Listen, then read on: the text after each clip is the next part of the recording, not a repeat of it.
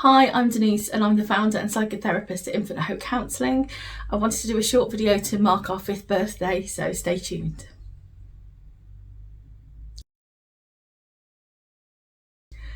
So how Infinite Hope began, I was lucky enough to be working at a local rape crisis centre. It was my dream job at that point. I was working with clients 11 and up and with some of the most fantastic frontline staff you could ever imagine, some of which have definitely inspired me and made me better as a person, as a therapist. And I always look back on that time fondly. But we were sitting in a meeting, and due to funding cuts, the 2-year model that the Rape Crisis Centre offered had to be cut down to 18 sessions. And it's really hard for the charity sector because they're trying to keep up with demand. The waiting list is always big because there's so many people that need a service that's free or low cost, that have experienced trauma and understandably want a space that's safe, that they can feel connected and work with specialists to help support them. And you know, they were fantastic as a response to at the centre. There was groups put on, there was a helpline, there was all sorts of things going on to support clients. But it really hit me in a different way. I was often felt squeezed with some clients to fit everything in within the 2-year space because, you know, if somebody's got dissociative identity disorder or had multiple complex traumas, or even if you've had sexual violence and you feel like it takes time to build trust, you know, we could be a year in before we're starting to trust that therapeutic bond. So I was discussing with my colleagues, well, is there a space they can go to that's open-ended? Can they have a choice? And one of my colleagues was like, I think you'd be great in private practice. Why don't you think about setting up something on the side, you know, another part-time role that you can support clients in? And I was like, And all of the imposter syndrome, and many of my clients will know and be familiar with imposter syndrome, about how would I make it work? What would it look like? How would I fit it in? Would anybody come? What if no one chose me? What if I made this step and never worked with sexual violence or trauma again? So I kind of got a little bit brave, and thanks to the support of some amazing friends and my amazing husband, spent a holiday or an Easter holiday in Devon, building a website, choosing a name, branding things, making my first advert, trying to think about what I needed before I started, getting all my paperwork in it, you know, all my ducks in a row, my insurance, etc. And then I came back from my Easter break and I launched Infinite Hope website. I found a room in a clinic in Nuneaton, and I was only at that room for about 6 weeks before I realised that it was not flexible enough for my needs. So I set up a room at home, and then after a really amazing successful year, I decided that I would make it my full-time job. We'd had the first lockdown and I gave my notice in at Rape Crisis in the November to end in the January, just as we went into another lockdown. So it was a bit scary, but I really wanted this client autonomy in a bespoke service. So I don't just work with trauma and sexual violence, but I wanted clients to feel that they are getting what they need, not because it's a ABC point of therapy, but because, oh, it looks like you need some psychoeducation, here's some resources, or there's some further reading here, or let's think about that in a creative way, or let's try this different technique, or let's look at the length of time you're in therapy and review in a different way. So for me, bespoke is the really important part of my service.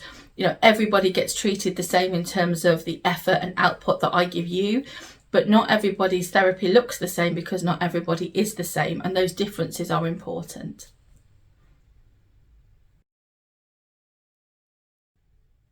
So how's it going? Well, I'm really glad to be able to say that I've been doing this for 5 years independently. I've been counselling for about 7 and a bit, and I've worked with some of the most fantastic clients, a wide range of things.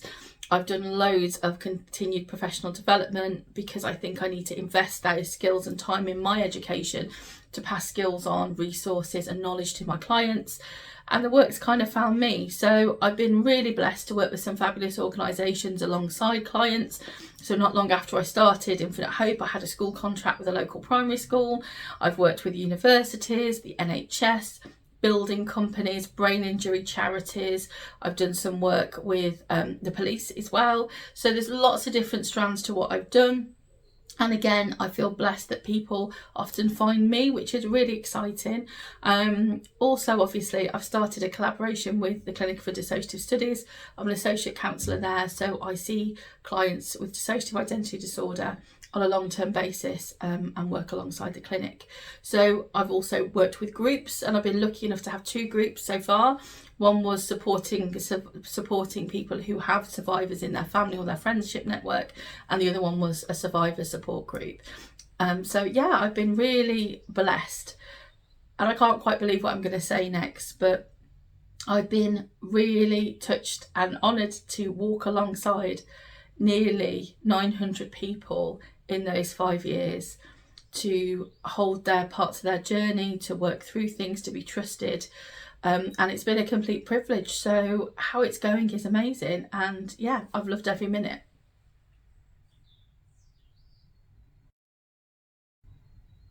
This is a difficult question. So the highlights and the low lights, if you like. For me, COVID was a really challenging time. I was so privileged to be able to support clients and they adapted to different ways of working. I spoke to clients on the phone in their sheds, in their cars, in the bathroom. You know, we did video calls where it was glitchy and someone's dog would be running around, or the children would be knocking on the door because they were homeschooling, but we made it work. So a real highlight for me was after that first lockdown, when we could get back to face-to-face work and just feel the connection and see people again. And you know, I had the honour of being able to support some medical staff through the COVID time and listen to the battles they were facing, and to be in touch with them when they had that slight relief. Yes, it wasn't for long, but they had a slight relief in their schedule. They could connect with their families. So that was a real highlight and a privilege, I think. Yeah, so that was really good. The low light was more personal. So I lost my mum suddenly in 2021 with no kind of warning, and I had to suddenly take time off work. And anyone who's watching this who's been a client or is a client knows that I don't do things suddenly and always try and have a lead up. But I took a long time off work. I took 6 weeks off work to sort things out. And it was really hard to hold the tension of missing my clients and knowing they needed things, to having to kind of, sit in my own personal grief. So that was quite difficult. But I was able to come back to work and, continue with my job.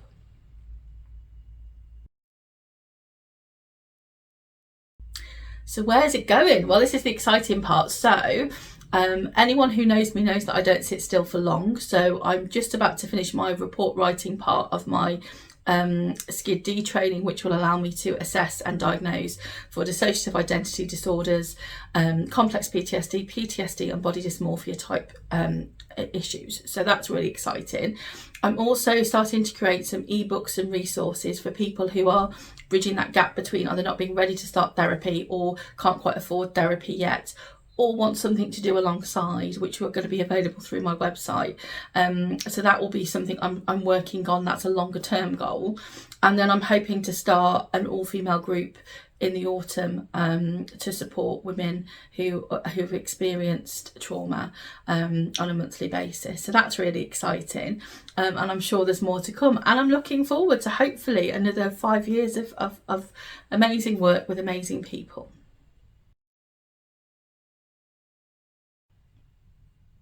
So I could not do this video without a few thank yous.